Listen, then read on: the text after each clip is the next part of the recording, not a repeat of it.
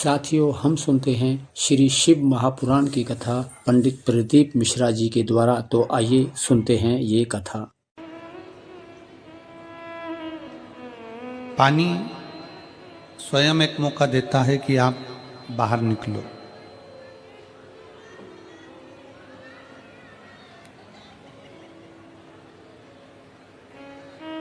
प्रकृति भी एक मौका देती है कि आप उन्नति की सीढ़ी पर चढ़ लो, आगे बढ़ लो।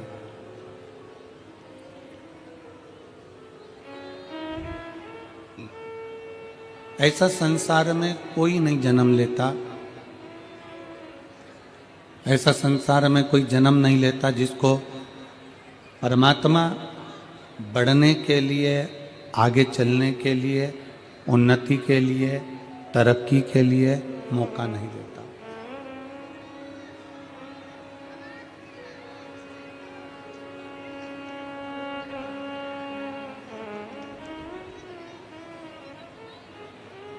बस शिव महापुराण की कथा कथी है, भगवान शंकर का चरित्र कथा है, शिव तत्व कथा है, शंकर जी की कथा कथी है। शिव महापुराण की कथा वर्णन करती है जो परमात्मा ने मौका दिया है उस मौके का सदुपयोग कर लो।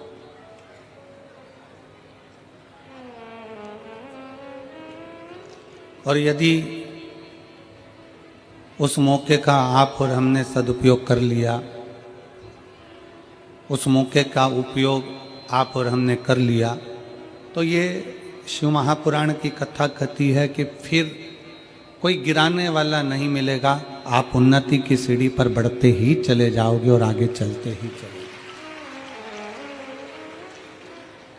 देखो, एक दीपक होता है और एक अगरबत्ती होती है।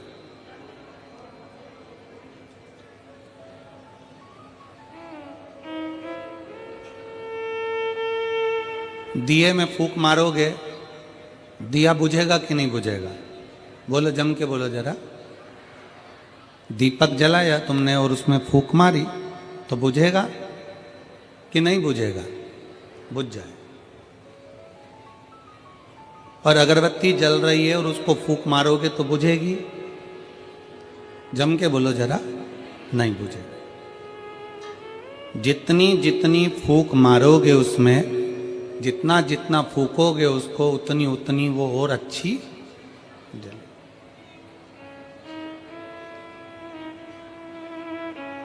दीपक में फूंक मारी, दीपक बुझ गया।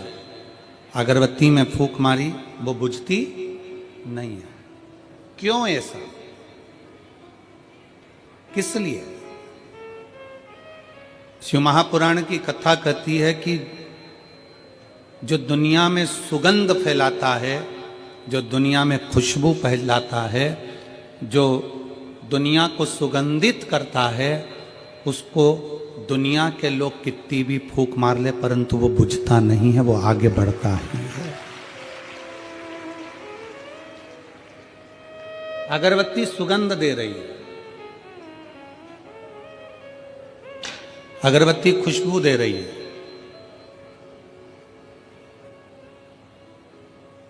संत तुकाराम जी, संत नामदेव जी, मीराबाई, कर्माबाई, प्रहलाद जी, ध्रुव जी, मुक्ताबाई, रामकृष्ण परमहंस जी, चैतन्य महाप्रभु जी, श्रीमद् वल्लभाचार्य जी, श्री रामानुजाचार्य जी, श्री निम्बारकाचार्य जी, जगतगुरु श्री शंकराचार्य जी, और भारत के जितने जितने संत हैं, साधु हैं, गुरुजन हैं, तपस्वी जन हैं, साधक, उपासक हैं, ये वो अगरबत्ती हैं जो संसार में सनातन धर्म की, भगवत धर्म की, भगवत भक्ति की, राम भक्ति की, कृष्ण भक्ति की, शिव भक्ति की, देवी की भक्ति की अलग जगह है।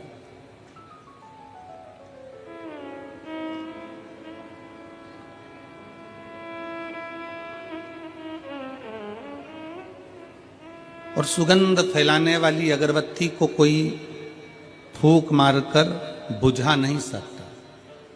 बुझाएगा कोई? नहीं। सनातन की सुगंध फैलाने वाला हो, भगवत भजन की सुगंध फैलाने वाला हो, सत्कर्म की सुगंध फैलाने वाला हो, उसको कोई बुझा नहीं पाता। शिव महापुराण की कथा कहती है कि आप और हम अपनी जिंदगी में कोई ऐसा कर्म करें, जन्म हुआ है, मृत्यु लोक में आए हो, आप और हमारा जन्म इस संसार सागर में हुआ, कोई कर्म अच्छा ऐसा कर लो। आप मत 1 रुपया किसी को दान करो, आप अठन्नी भी किसी को मत दो। उस पैसे का सदुपयोग अपने ऊपर, खुद के ऊपर करो। और अगर पैसा का सदुपयोग अपने ऊपर नहीं कर पा रहे हो तो अपने आसपास पड़ोस में कोई बच्चा शिक्षा ग्रहण करना चाहता है और उसके पास पढ़ने के लिए धन नहीं है, तो प्रयास करना कि उस बच्चे को पढ़ाकर उसकी मंजिल तक पहुंचाने का काम आप करें।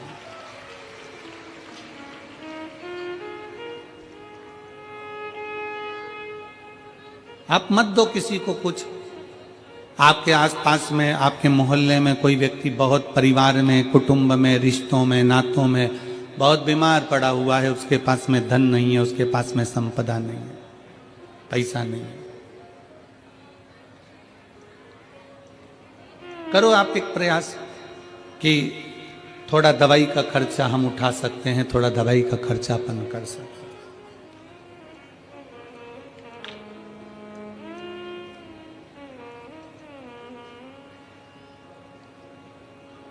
एक मौका परमात्मा सबको देता है, बस उस मौके का सदुपयोग आपको और हमें करना। मेरठ वालों को भी यह मौका मिला है 7 दिन की शिव महापुराण की कथा श्रवण करने का। आज 5वां दिन है, कल कथा का 6ठा दिन होगा। कल कथा का 6ठा दिन शिव महापुराण में शिवरात्रि के रूप में रहता है।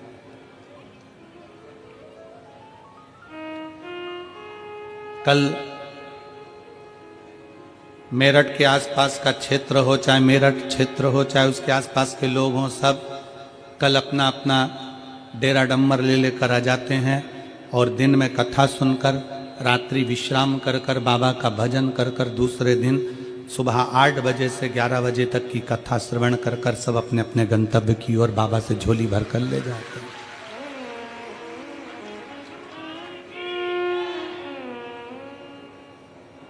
जितने शिव भक्त आपको आज लाखों की संख्या में दिख रहे हैं, इससे दुगने कल नजर आएंगे।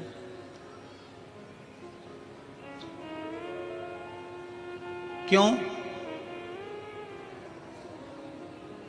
क्योंकि महीने में 1 शिवरात्रि पड़ती है, वर्ष में 12 शिवरात्रि पड़ती है, पर शिव महापुराण की जो शिवरात्रि होती है 7 दिन की कथा में 6ठे दिन की शिवरात्रि, 5 दिन की कथा में 4थे दिन की शिवरात्रि इतनी मूल मानी जाती है कि लोग उस भाव से उस कथा को श्रवण कर कर दूसरे दिन भगवान से झोली भरकर मांग कर अपनी झोली भरकर चले जाते हैं और 3 महीने में फिर कथा के पंडाल में पहुंच जाते हैं।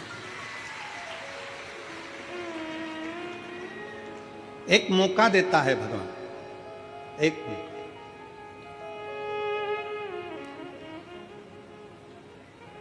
और सबको मिला, मेरठ वासियों को बाबा उगड़नाथ जी ने कुछ कृपा करी होगी, बाबा उगड़नाथ जी ने करुणा करी होगी। आप सबने उगड़नाथ बाबा को, बेलकेश्वर बाबा को 1 लोटा जल ज़्यादा चढ़ाया होगा, तो उगड़नाथ जी ने आपकी सुन ली और ये शिव पुराण की कथा मेरठ में करवा दी। अब उसने मौका दिया आपको कि यह कथा का रस तत्व ग्रहण करो। और धन्यवाद देता हूं आपकी शिव भक्ति को, प्रणाम करता हूं आपके चरणों को कि इतनी तेज ठंड पड़ने पर, इतनी ठंड पड़ने पर आप लोगों को धन्यवाद देता हूं कि लाखों की संख्या में आप लोग शिव पुराण कथा सुनने के लिए पधारे।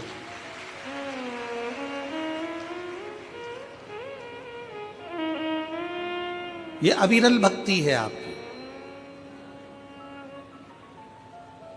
भगवान शंकर की अविरल भक्ति आपके भीतर, आप उतारिए उसको। एक चींटी से हमको बहुत कुछ सीखने को मिलता है। एक चींटी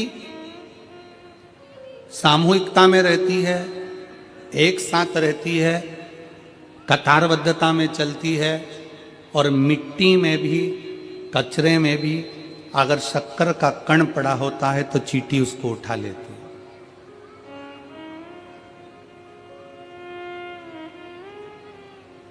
एक चींटी पृथ्वी पर रहने वाले मनुष्यों को यह ज्ञान देती है कि चींटी सामूहिकता में रहती है, तो चींटी यह ज्ञान देती है कि आप और हम सब समूहता में रहें। शायद उत्तर प्रदेश शासन के माननीय मुख्यमंत्री जी श्री योगी जी ने एक नारा दिया जनमानस को कि बटोगे तो कटोगे। माननीय मुख्यमंत्री जी ने एक नारा दिया उत्तर प्रदेश के योगी जी ने कि बटोगे तो कटोगे। ये क्यों नारा दिया? ये चींटी का वो समूह बता रहे हैं कि चींटी जब एक साथ रहती है तो बड़े से बड़े लकड़ी को, बड़े से बड़े कचरे को भी सामूहिकता में उठाकर ले जाती है। जब हम और आप समूह में रहेंगे तो किसी की सामर्थ्यता नहीं कि कोई तुम्हें काट दे। अपनी समूहता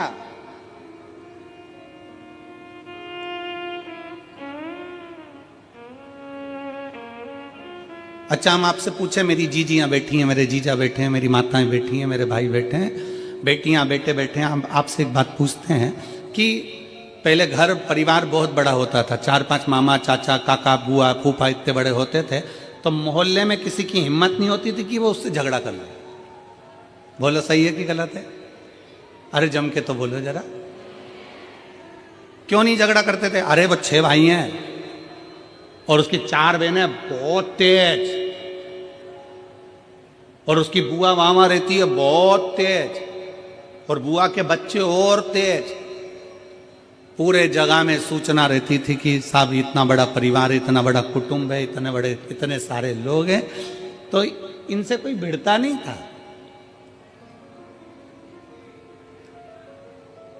आज क्या कहा जा रहा है? आज के जमाने की सोच आप लोगों के सम्मुख में पुराने समय की सोच को आज रखा जा रहा है।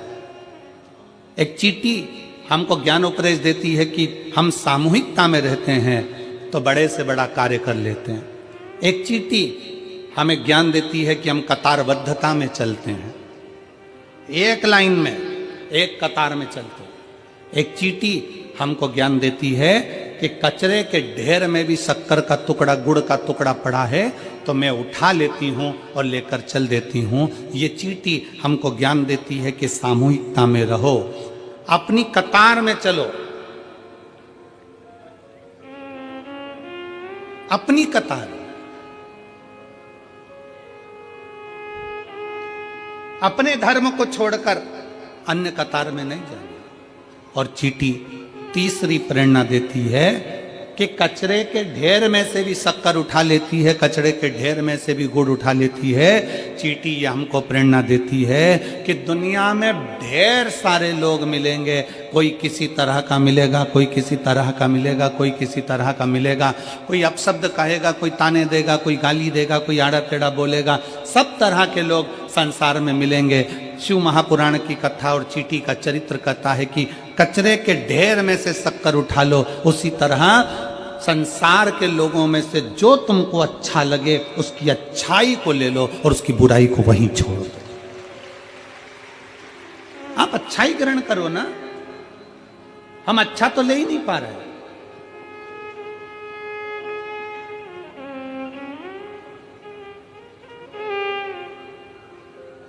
पूरा समय हमने बुराई ढूंढने में निकाल दिया। जैसे ही शादी का काम आया, पत्रिका लिखने का समय आता है और शादी की पत्रिका लिखाती है, और जितने लोग पत्रिका लिखने बैठते हैं वो आपस में चर्चा करते हैं। मामा जी के यहाँ पत्रिका भेज रहे हैं, मामा जी के यहाँ पत्रिका भेज रहे हैं, हाँ दूर के मामा है ना, दूर के मामा है ना, उन्होंने अपने को बुलाया था क्या? बस 2 जनी का लिख दो, ज्यादा जाने की जरूरत नहीं है। अब उनकी बुराइयां ढूंढना चालू करें, मामा जी ने ऐसा कर दिया, काका जी ने ऐसा कर दिया, बुआ जी ने ऐसा कर दिया, फूफा जी ने ऐसा कर दिया। जितने लोग बैठे हैं, जितनी देर पत्रिका लिख रहे हैं उतनी देर उसमें से बुराइयां बुराइयां बुराइयां बुराइयां छाटी गई। पत्रिका लिखते समय गणेश जी की पत्रिका लिख रहे हो, बेटे के ब्याह की पत्रिका लिख रहे हो, घर में बेटी के ब्याह की पत्रिका लिख रहे हो, घर में मंगल शकुन हो रहा है, मंगल साज सज रहे हैं, प्रयास ये करो कि पत्रिका लिखते समय ये करा जाए कि कितना भी बुरा व्यक्ति हो उसकी अच्छाई को ढूंढा जाए, जिससे हमारे घर में बेटी आए, हमारे घर में बहू आए, हमारे घर में जो परिवार बढ़े वो अच्छाई देखकर बढ़े।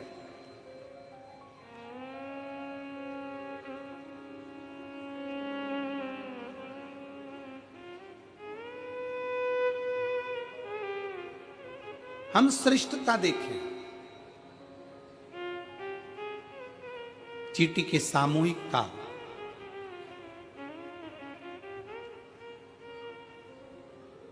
चलो और सरल भाषा में समझ लो, एक चींटी झुंड में है, बहुत सारी चींटी है, उस पे तुम लात रखोगे क्या? जम के बोलो जरा जल्दी से, नहीं। और वो झुंड की चींटी में से एक चींटी अलग निकल गई, बाहर चली गई, साइड में चली गई, और वो तुम्हारे पांव के नीचे आके मर गई। अकेली थी, बट गई, कट गई, अकेली थी। माननीय सांसद महोदय बैठे हैं और मैं साधुवाद दूंगा आपको कि आपके मेरठ क्षेत्र में ये शिव महापुराण की कथा इतने शिव भक्तों के बीच में हो रही है, आपको उसके लिए साधुता है, बहुत बहुत साधुता। माननीय सांसद महोदय अग्रवाल जी को बहुत बहुत साधुता है। चींटी का झुंड है, उस पे पांव नहीं रख पाओगे क्योंकि तुम्हें लगेगा कि इतनी सारी चींटियां हैं, नहीं, काट लेगी, आ जाएगी। और अकेली है, पांव रखा गया, चलेगा, समाप्त हो।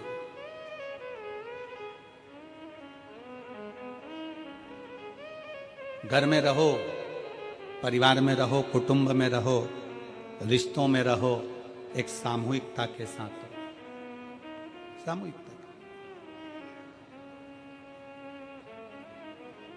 अभी महाराज जी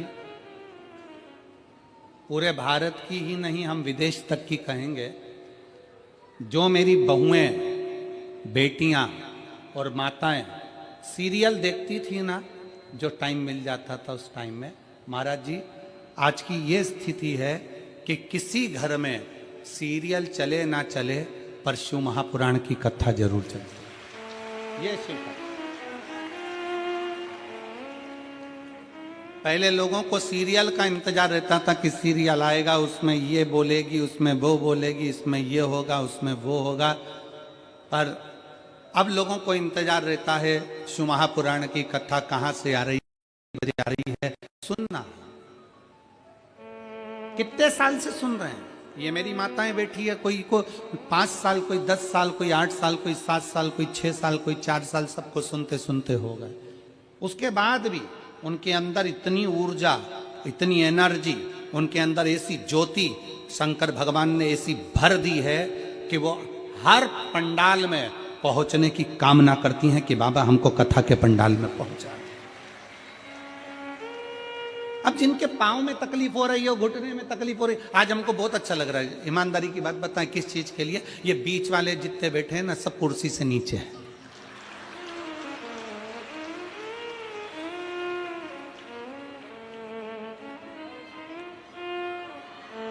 पूछें क्यों?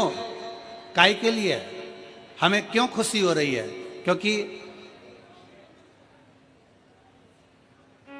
शिव महापुराण की कथा में कई माताएं ऐसी आती हैं जिनके घुटने में बहुत दर्द होता है, और हम भी प्रार्थना करते हैं भोले बाबा से कि बाबा जी, हे मेरे शंकर, ऐसी कृपा करना, जितने पंडाल में आए हैं सबको स्वस्थ रखना, इनकी जो जो तकलीफ होना मेरे शंकर वो सब खींच ले।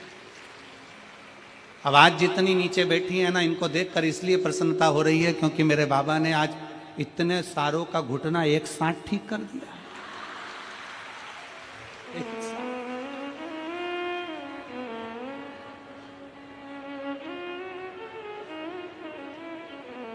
और तेरी लीला का न पाया कोई पार के लीला तेरी तू ही जाने।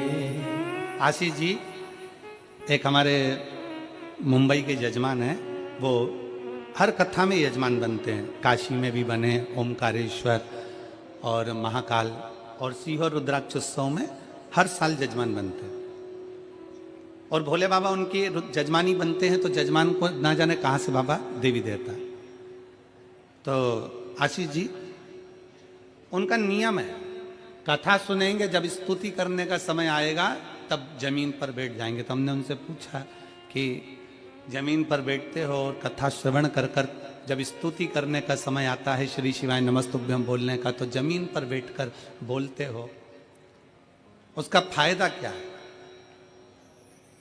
कहा गुरुजी हम जितनी देर जमीन पर बैठकर श्री शिवाय नमस्तुभ्यम बोलते हैं और अगली कथा के लिए यजमान बनने के लिए बाबा से प्रार्थना करते हैं, तो बाबा हमको सही में जमींदार बना देता है और इतना दे देता है कि अगली कथा में हम वापिस यजमान बने। ये शिव कृपा, ये शंकर की उदारता। एक पत्र है,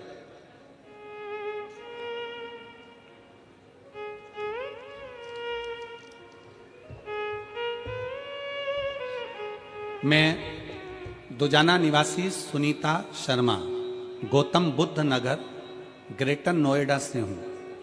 कहीं बैठी हो तो हाथ हिला सकती हैं।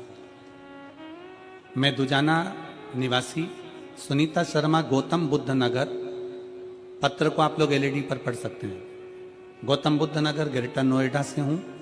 गुरुजी मैं आपकी कथा 2021 से सुन रही हूं। अगर कहीं बैठी हो और आई हो, बच्चे को लाई हो तो लेकर आ सकती हूँ व्यासपीठ पर। आपकी कथा 2021 से सुन रही हूं। एक लोटे जल का क्या वर्णन करूं गुरुदेव। शादी को 19 वर्ष निकल चुके थे और 19 वर्ष से कोई संतान नहीं थी। सभी डॉक्टरों को दिखाया पर कोई लाभ नहीं हुआ। फिर आपकी कथा ग्रेटर नोएडा के उमा पब्लिक स्कूल में आयोजित हुई। वहाँ रोज कथा सुनने गई और बाबा से अर्जी लगाती, बैठती और बाबा से विनय करती, बाबा तूने सबकी झोली भरी है तो मेरी भी तो भरो। बाबा मैंने सुना है कि पंडाल में बैठकर कथा श्रवण करने वाले की झोली तू भरता जरूर है, मुझ में क्या कमी रह गई। ग्रेटर नोएडा की कथा में बाबा से 5 दिन कथा के पंडाल में विनय करी और 19 वर्ष के बाद बाबा ने मेरे को संतान दी। मैं बाबा को प्रणाम करने के लिए 19 वर्ष के बाद मेरे घर में संतान की प्राप्ति हुई। शादी के बाद लोग इंतजार करते हैं 1 साल, 2 साल, 3 साल, 4 साल, 5 साल, 6 साल, 7 साल की शादी के बाद संतान होगी। 8 साल, 9 साल, 10 साल, 11 साल। जिसके यहाँ पर 4 साल, 3 साल शादी के बाद संतान नहीं होती, उसको बेचैनी होने लगती है कि संतान क्यों नहीं।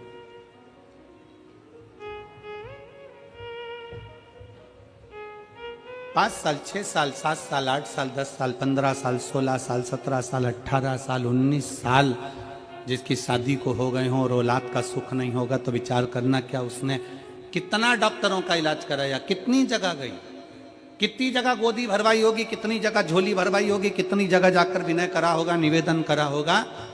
पर उस बहन ने लिखा कि मैंने ग्रेटर नोएडा की कथा उमा पब्लिक स्कूल के उस प्रांगण में बैठकर सुनी और बाबा से कहा तूने सबकी झोली भरी तो मेरी भी भर देना।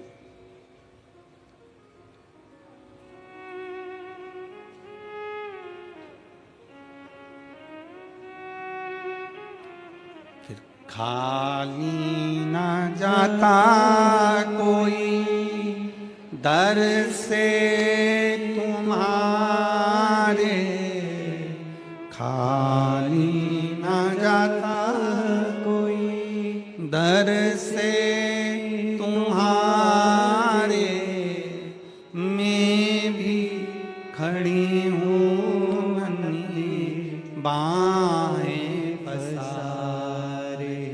अपने हृदय से लगा लो, लगा लो, गिरा जा रहा हूँ, उठा लो, भोले अपने दर से अब तो न टालो, गिरी जा रही हो, उठा लो, उठा लो। आप जिस भाव से भगवान से प्रार्थना करते हो, जिस हृदय से शिव से अपने मन की बात करते हो, इस कथा में हमारा एक नियम है हर कथा का कि अपने डेरे से जहाँ हम ठहरते हैं वहाँ से चलकर जहाँ कथा स्थल पर आते हैं, दोनों जगह हर जगह एक ही बात जरूर करते हैं। ए बाबा, किसी स्त्री की गोदी खाली मत रखना और किसी पुरुष की जेब खाली मत रखना।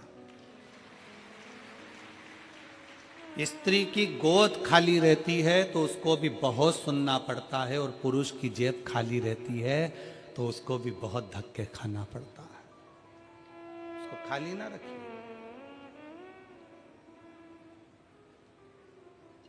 जिसके पास में धन नहीं होता ना, जिसके पास में पैसा नहीं होता, धन नहीं होता, वैभव नहीं होता, थोड़ी संपदा नहीं होती, उससे पूछो कि उसकी दशा क्या होती है। अपने भी साथ छोड़ देते हैं, अपने भी पीछे हट जाते हैं। धन के साथी हजारों हैं, धन नहीं तो कोई नहीं। सुख के साथी हजारों हैं, जब दुख पड़ा तब कोई नहीं। वाहवारी दुनिया मतलब की दुनिया में किसी का कोई नहीं।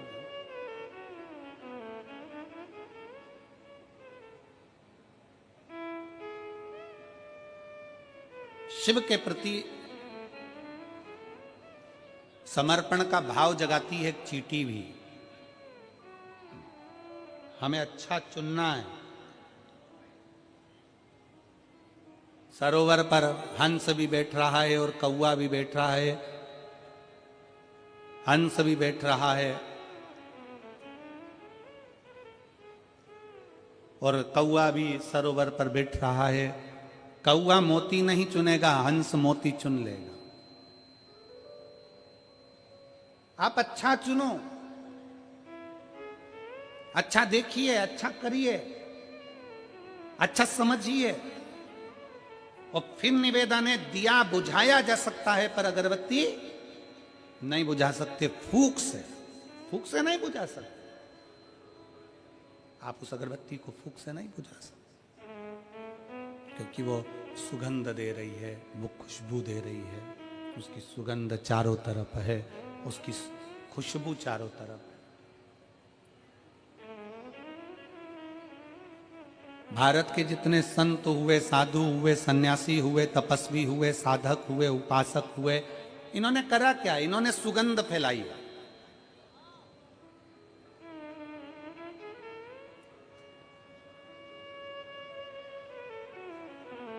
जगत गुरु शंकराचार्य जी ने जब पृथ्वी पर प्रकटे, जगत गुरु शंकराचार्य जी जब इस भूमंडल पर आए, पृथ्वी पर आए, तो जगत गुरु शंकराचार्य जी जब इस भूमंडल पर आए, इस पृथ्वी पर आए, तो जगत गुरु शंकराचार्य जी ने अपनी शिव भक्ति की सुगंध संपूर्ण विश्व में फैलाई। 4 पीठों का निर्माण कर दिया। भारत के 4 कोनों पर भगवान शंकर को विराजमान कर दिया।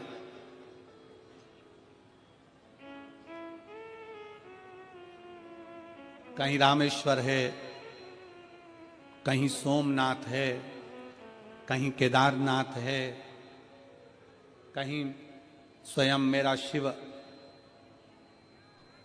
महाबलेश्वर के रूप में विराजमान है। 4 कोनों पर, 4 जगह पर भगवान शंकर को विराजमान करा, 4 पीठ का निर्माण करा। शंकर भगवान 4 जगह पर विराजमान हो गए। 4 स्थान ऐसे नियुक्त कर दिए जहां शिव बैठा।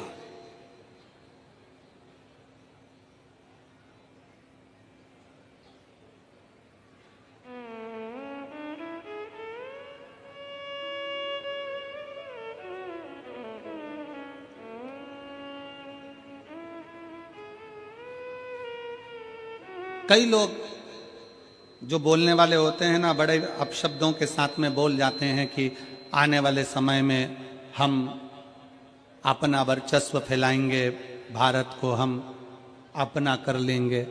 शिव महापुराण की कथा कहती है, जिस भारत की बॉर्डर पर, जिस भारत की रक्षा करने के लिए त्रिशूल लेकर त्रिपुंडधारी बैठा हो, उस भारत का बाल बांका नहीं हो सकता।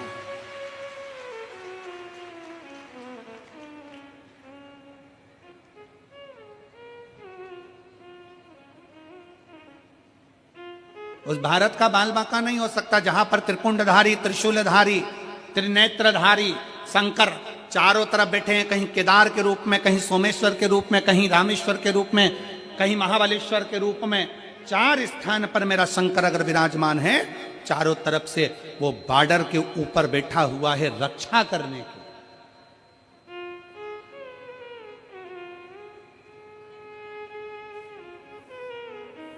वो तो कहीं कहीं के होते हैं जो शब्दों का खेल कुछ घुमा कर कहना चाहते। एक व्यक्ति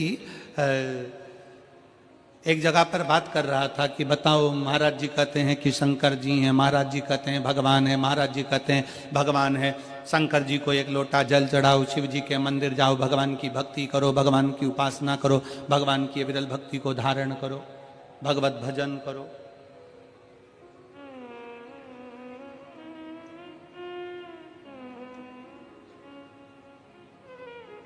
होता है, बहुत सारे मिलेंगे तुमको भी। आप जिस जगह पर रहते हो ना, मेरठ की पवित्र भूमि पर, ओगड़नाथ जी की भूमि पर, वीरों की भूमि पर, क्रांतिकारियों की भूमि पर, बेलकेश्वर महादेव की भूमि पर, जहां आप निवास करते हो, ऐसा नहीं कि आपको नहीं मिलते होंगे, आपको भी मिलते होंगे। भारत में ऐसे बहुत सारे लोग हैं जो दिन भर परमात्मा की बुराई में, भगवान की निंदा में लगे हुए हैं। क्यों जाते हो शंकर जी के मंदिर? क्यों चढ़ाते हो एक लोटा जल? क्या होगा शंकर जी को जल चढ़ाने से? क्या होगा शिव की स्तुति करने से? क्या होगा शंकर का भजन करने से? क्या होगा शिव पुराण सुनने से? भगवान तो है ही नहीं। कहां है भगवान? एक व्यक्ति एक नाई की दुकान पर गया कटिंग करवाने के लिए, दाढ़ी बनवाने के लिए। नाई कटिंग कर रहा था, दाढ़ी बना रहा था। दाढ़ी बनाते बनाते, मसाज करते करते, दाढ़ी बनाते बनाते नाई ने बात छेड़ दी राजनीति की। अब फ्री रहते हैं तो कभी कभी राजनीति की बात का भी क्रम आ जाता है। अब नाई ने राजनीति की बात छेड़ी। राजनीति के बाद राजनीति चालू होते होते होते होते फिर धर्म नीति पर आ गई। अब राजनीति चलते चलते चलते चलते वो बात घूमते घूमते धर्म पर आ गई। और धर्म पर आई तो कटिंग करने वाला कहने लगा, भगवान तो है ही नहीं, भगवान तो होते तो इतने सारे लोग संसार में दुखी हैं, भगवान इनका दुख काटने क्यों नहीं जाते? शंकर भगवान तो है ही नहीं, जबरदस्ती वो सियोर वाला महाराज लगा रहता है कि शंकर जी की आराधना करो। जबरन लगा, भगवान तो है ही नहीं। भगवान होते तो इतने सारे का दुख नहीं काट देते, भगवान होते तो इतने सारे की तकलीफ नहीं काट देते। नाई बोलने लगा, कटिंग करवाने वाला कटिंग करवा रहा था, दाढ़ी बनाने वाला दाढ़ी बनवा रहा था। अब कटिंग पूरी हो गई, कटिंग करवाने वाला उठा, वो शंकर जी को बहुत मानता था, निंदा नहीं सुन पाया और उसके मन में गुस्सा भरा गया। गुस्सा भरा गया इसका मतलब ये नहीं कि गाली दे देगा, गुस्सा भरा गया इसका मतलब नहीं कि अपशब्द कह देगा। उठा, उठकर बाहर जाने लगा। जैसे ही बाहर जाने लगा, उसका पैसा देकर बाहर निकलते से ही उसने तुरंत नाई को बुलाया और बुलाकर कहा, सामने एक व्यक्ति निकल कर जा रहा है, उसके बड़े बड़े बाल हो रहे हैं, भिखारी जैसा लग रहा है, गंदा सा दिख रहा है। नाई से कहा, इसके कटिंग कर दे, इसके बाल काट दे, इसकी दाढ़ी बना दे। नाई बोला, काय को बनाऊं? मेरी चौखट पर आए, मेरी दुकान पर आए, मुझसे कहे कि कटिंग करो तो कटिंग करूंगा, मेरे से कहे दाढ़ी बना तो दाढ़ी बनाऊंगा। मैं क्या इसके पीछे पीछे जाकर बनाऊंगा? मैं क्या इसके पीछे पीछे जाता रहूंगा? मेरे पास आकर बोलेगा तो कटिंग करूंगा, मेरे पास आकर बोलेगा तो दाढ़ी बनाऊंगा। मैं किसी के पीछे पीछे जाकर कटिंग और दाढ़ी नहीं बनाता। बस उस व्यक्ति ने नाई से कहा कि अभी तुम कह रहे थे कि भगवान जाकर इनके दुख काट दे। उस व्यक्ति ने नाई से कहा कि जैसा तू कह रहा है कि मेरी चौखट पर आएगा तो कटिंग करूंगा, मेरी चौखट पर आएगा तो दाढ़ी बनाऊंगा, भगवान भी यही कहता है। भगवान भी यही कहता है कि तू मेरे पास आ। भगवान भी यही कहता है तू मेरी चौखट पर आ। भगवान भी कहता है तू मेरे दरवाजे पर आ। अगर तू मेरे दरवाजे पर आएगा तो मैं तेरा दुख काटूंगा जरूर। जैसे नाई की दुकान पर जाओगे तो बाल काटेगा, उसी तरह कपड़े की दुकान पर जाओगे तो कपड़ा भी वो काटेगा, मना नहीं है। उसी तरह उस परमात्मा के दरवाजे पर जाओगे, एक लोटा जल लेकर शंकर जी की शरणागति में जाओगे, एक लोटा जल लेकर शंकर जी के पास में पहुंचोगे, एक लोटा जल लेकर शिव की स्तुति करने जाओगे, उसकी दरवाजे पर एक लोटा जल समर्पित करने के लिए जाओगे, तो ये निश्चित है वो दुख काटेगा जरूर। सारी समस्या का हल एक लोटा जल। आ जाओ, दुख क्यों ना काटेगा, काटेगा।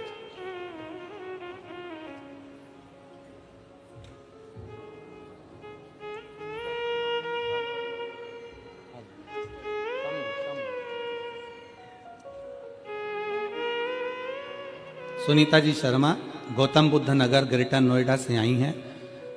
19 साल के बाद संतान की प्राप्ति हुई है। 19 साल के।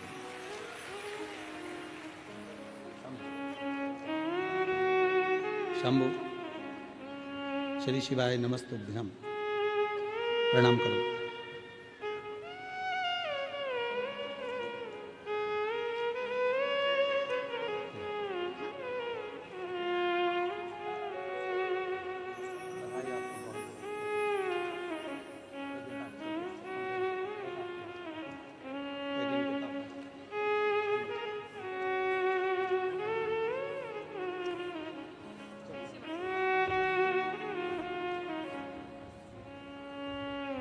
उन्नीस वर्ष के बाद संतान की प्राप्ति हुई। एक बार जोरदार ताली बजाकर स्वागत, वंदन, अभिनंदन। शिव तत्व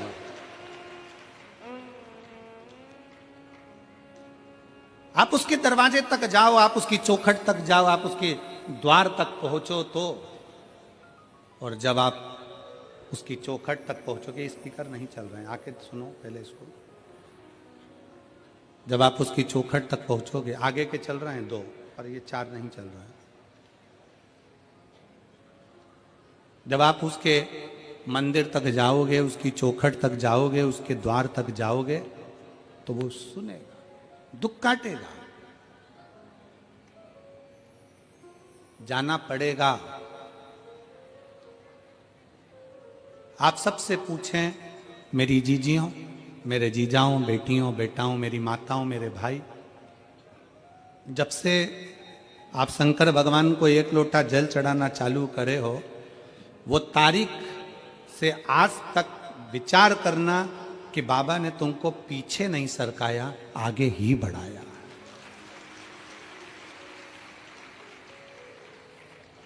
तुम्हें पीछे नहीं सरकाया, बाबा ने तुमको आगे ही बढ़ाया, नजदीक लेकर आए, अपने करीब लेकर आए। और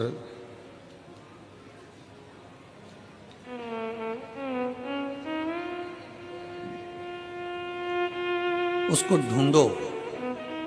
संसार में आए हो ना, तो उसको थोड़ा सा ढूंढने का प्रयास करो, मिलेगा।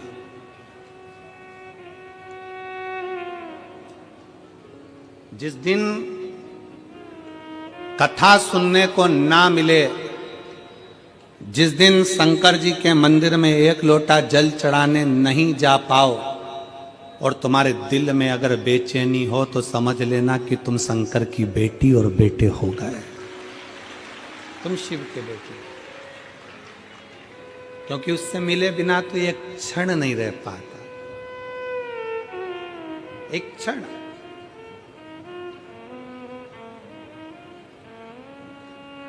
वो कहते हैं ना, फूलों की कलियों में काशी की गलियों में तेरे बिना कुछ कहीं ना, तेरे बिना भी क्या जीना। ओ शंभू रे तेरे बिना भी क्या जीना। ओ बाबा रे तेरे बिना भी क्या जीना।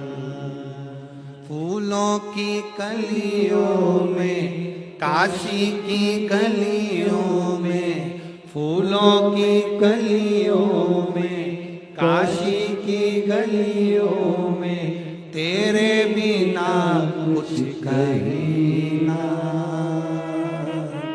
तेरे बिना भी क्या जीना। ओ शंकर रे तेरे बिना भी क्या जीना। ओ शंभू रे तेरे बिना भी क्या जीना। शंकर के बिना जिस दिन तुम जल चढ़ाने नहीं जा सकी, जिस दिन तुमने मोबाइल पर या टीवी पर कथा नहीं सुनी, उस दिन तुम्हारे मन में अगर बेचैनी हो रही है, मंदिर जाने की तड़प उत्पन्न हो रही है, जिस दिन तुम्हारे भीतर भगवान से मिलन की तड़प उत्पन्न हो रही है, समझ लेना कि तुम शंकर की बेटी और बेटे बन गए हो। उसके बिना तुम रह नहीं पा रहे हो, उसके बिना तुम रह नहीं पा रहे हो। ये तड़प भीतर की है, ये तड़प अंदर की। एक एक पत्र है,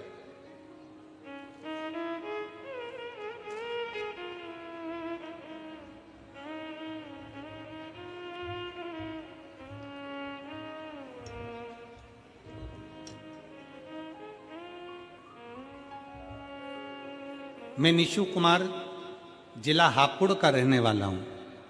कहीं बैठे हो निशु कुमार हापुड़ से, तो एक बेलपत्र लेने के लिए आ सकते हो, हाथ हिला सकते हो। मैं निशु कुमार जिला हापुड़ से रहने वाला हूं।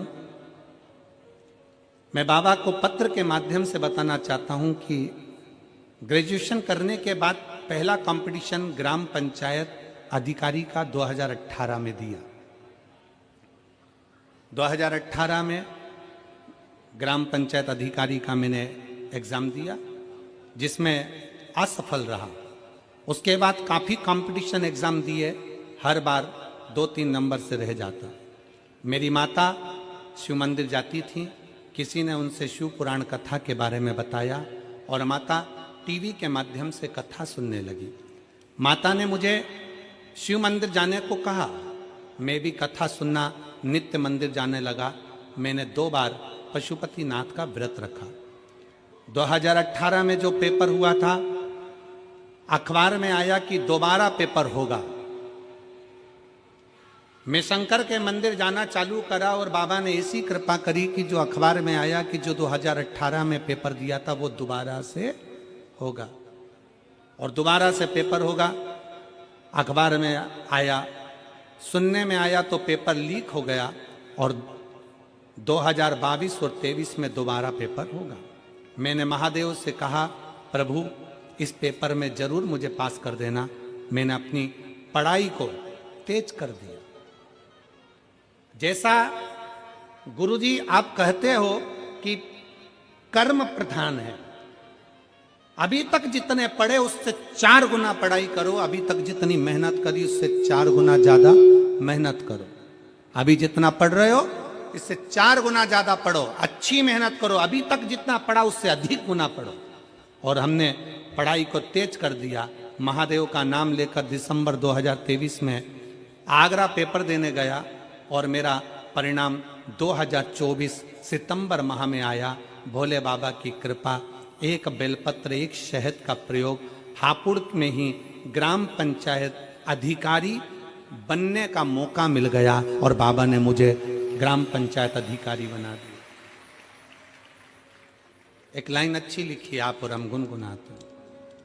बखान क्या करूं मैं राखों के ढेर का, चपटी भभूत में खजाना कुबेर का। हे गंगाधार मुक्ति द्वार ओमकार तू, भोले ओमकार तू। आयो शरण तिहार शंभु तार तू। उस बेटे ने अपनी माता के कहने पर शिव महापुराण पर भरोसा कर कर अपनी विद्या को 4 गुना बढ़ाया, अपने कर्म को 4 गुना बढ़ाया, अपने अध्ययन को 4 गुना।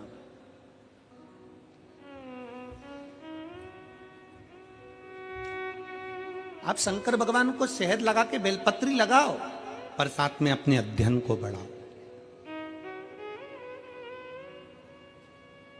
दुनिया के लोगों ने बेलपत्री और शहद को हंसी के पात्र में लिया, पर उनसे पूछो जो शहद और बेलपत्री लगाकर अपने विद्या अध्ययन को जो प्रबल कर कर जाते हैं, तो बाबा कितनी कृपा करता है। पहले दुनिया के लोगों ने हंसी में लिया कि 1 लोटा जल सारी समस्या का हल, ये क्या हो सकता है। पर ये इतने इतने पत्र जो नीचे भरे पड़े हैं, पत्रों की कोई संख्या कम है। हापुड़ नगर में जरा देखे,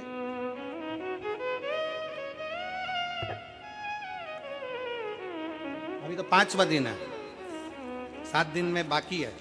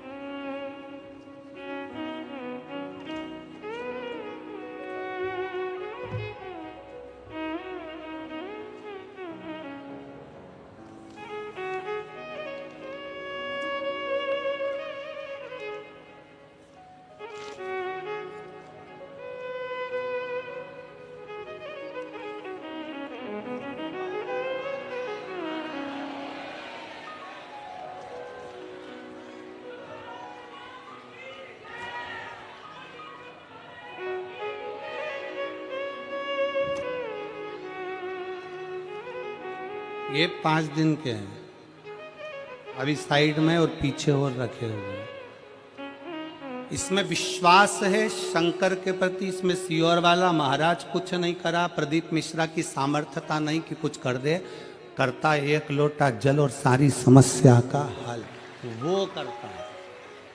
इसमें किसी की सामर्थ्यता नहीं है, इसमें किसी की सामर्थ्यता नहीं हो सकती कि कोई कुछ कर ले। इन पत्रों में हजारों भक्तों का, शिव भक्तों का एक विश्वास जुड़ा हुआ है। इन पत्रों में हजारों शंकर के भक्तों का एक विश्वास दृढ़ बनकर विराजमान, और इतना आस और विश्वास से कहते हैं कि आप लोग भी कथा के पंडाल में बैठकर शिव महापुराण की कथा सुन रहे हो। 3 महीने में ये विश्वास है हमारा शंकर के प्रति कि आपका भी पत्र किसी व्यासपीठ पर जरूर पहुंचेगा। वो खाली नहीं छोड़ता, उसका नियम ही यही है कि कोई आया है, और सीधी सीधी बात है, तुम किसी के यहाँ गए हो, कोई पहचान वाले के यहाँ शादी में गए हो तो लिफाफा दोगे, और रिश्तेदारी है तुम्हारी उस शादी में, तो वो विदाई भी तुमको देगा, साड़ी देगा, लिफाफा देगा। मामा जी क्या गए हो, भांजी आई है, कुछ तो देना ही पड़ेगा, बेटी आई है, कुछ तो देना ही पड़ेगा। अपने मायके में शादी में जाते हो तो मायके से कुछ देते कि नहीं देते, बोलो ईमानदारी की बात बोलो, देते कि नहीं देते। तो तुम अपने बाप के घर में जाते हो तो बाप विदाई जरूर देता है, तो शिव महापुराण में आते हो तो शंकर विदाई जरूर देता है। इसीलिए 6ठे दिन की कथा और 7वें दिन की कथा लोग झोली फसार पसार कर आते हैं कि हमें देगा, हम बाप के घर पर जा रहे हैं, अपने पिता के दरवाजे पर जा रहे हैं। इसलिए 6ठा और 7वां दिन लोग झोली पसार कर मांगने के लिए आते हैं कि बाप खाली नहीं छोड़। मेहमान जाते जाते बच्चों के हाथ में 200-500 रुपए देकर जाते हैं और मेरा भोले बाबा, मेरा शंकर, मेरा त्रिकालदर्शी कैलाशी जाते जाते शिव पुराण का कुछ ना कुछ तुमको देकर जाता है, झोली भर कर चला खाली नहीं छोड़ता। फूलों की कलियों में, काशी की गलियों में, फूलों की गलियों में, काशी की गलियों में, तेरे बिना कुछ कहीं ना, तेरे बिना भी क्या जीना, ओ बाबा रे, तेरे बिना भी क्या जीना, ओ शंभू रे, तेरे बिना भी क्या जीना। जिस दिन मंदिर जाते जाते एक दिन नहीं जा पाए और अंदर से बेचैनी हो जाए, कथा सुनते सुनते एक दिन की कथा ना मिले, अपने मेरठ में कथा हो रही है और आस-पास 50-100 किलोमीटर की दूरी पर रह रहे हो और जाने के लिए मन आतुर हो रहा है, मैं भी मेरठ जाऊं कथा सुनने के लिए, समझ लेना कि तुम बाप की बेटी हो, बाप के बेटे हो, शंकर की बेटी हो, शंकर के बेटे हो, अंदर से बेचैनी हो मिल। वो कहे शिव से मिलन की आस बड़ी है।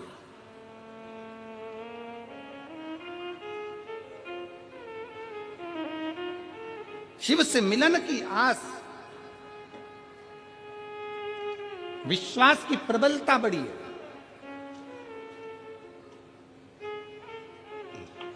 कितना सुंदर एक चरित्र है तारकासुर के बेटों का।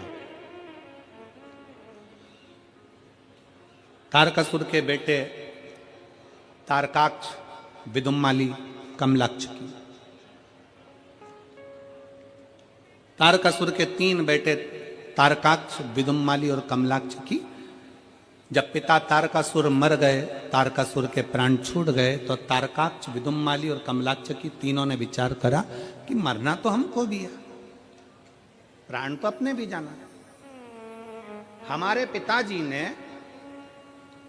तारकाक्ष, विदुम्माली और कमलाक्ष की तीनों कहते हैं कि हमारे पिताजी तारकासुर ने वर में मांगा था कि मैं शंकर जी के पुत्र के द्वारा मरूं। उनको भगवान शंकर का विवाह देखना था और उनके बेटे का द्वारा प्राण छूटना थे, उनका दर्शन करना था।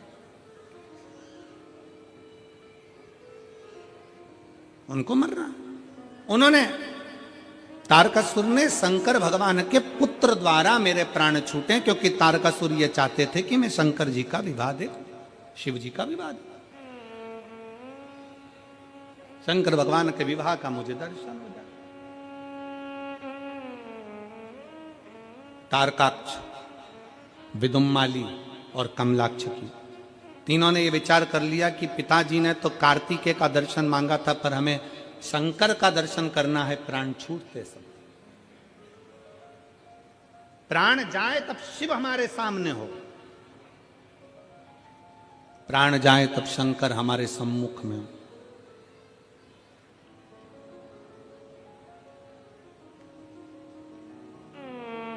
कई माताएं अपने अपने भजनों में उसको गाती रहती हैं कि भजन करता छूटे जी मारा प्राण, ओ जी मारा सांवरी। और कई माताएं भजन में गाती रहती हैं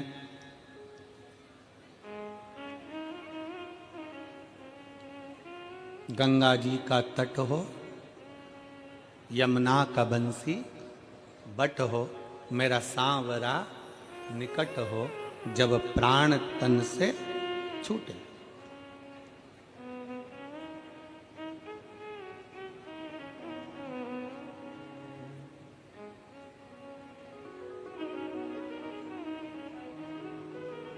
कई माताएं गाती हैं, कई माताएं स्मरण में लेती हैं और सब विनय करते हैं कि आखिरी समय में अंत समय प्रभु आना, पड़ेगा, वचन दिया तो निभाना पड़ेगा। आए न आए प्रभु कुटुंब कबीरा, अंत समय प्रभु आना पड़ेगा, वचन दिया तो निभाना पड़ेगा। कईयों के मन में भाव जागृत होता है कि अंत समय में परमात्मा हमारे करीब में आए, हमारा अंतिम समय सुधर जाए, हमारा अंत क्षण सुधर जाए। और फिर निवेदन है, जवानी को सुधारने के लिए बचपन सुधारना पड़ेगा। क्या सुधारना है? जम के बोलो जरा। बचपन। बचपन सुधरा तो जवानी सुधर जाएगी, जवानी सुधरी तो अधेड़ी सुधर जाएगी, और अधेड़ी सुधरी तो बुढ़ापा सुधर जाएगा। ये सुधारने की सीढ़ी है। अब कई लोग तो कहते हैं कि अभी कोई हमारा भजन करने की उम्र है, अभी तो हमारे को कोई कथा सुनने की उम्र है, अभी तो हमारी क्या कथा सुनने की उम्र है, भजन करने की उम्र है। होता है एक पति ने पत्नी को गले का हार दिलाया, नेकलेस, बड़ा सुंदर हीरो का, 50 लाख रुपए का, और हीरे का हार दिलाया। और पति ने पत्नी से कहा पहन ले। पत्नी बोली अभी नहीं पहनूंगी। पहन लेना तो क्या हुआ पहनने में, अभी नहीं पहनूंगी। तो फिर देवर के लड़के की शादी होगी ना, उस दिन पहनूंगी। ठीक है, शादी की सालगिरह आ गई। पति ने फिर पत्नी से कहा आज तो अपन दोनों की शादी की सालगिरह में तुझे घुमाने ले गया था, वहां से मैंने तुझे नेकलेस दिलाया था, वो पहन ले। पत्नी बोली अभी नहीं पहनूंगी, अभी जरा देवर के लड़के की शादी होगी तब पहनूंगी। और देवर के लड़के की शादी होना थी मार्च में, और जनवरी में निपट गई।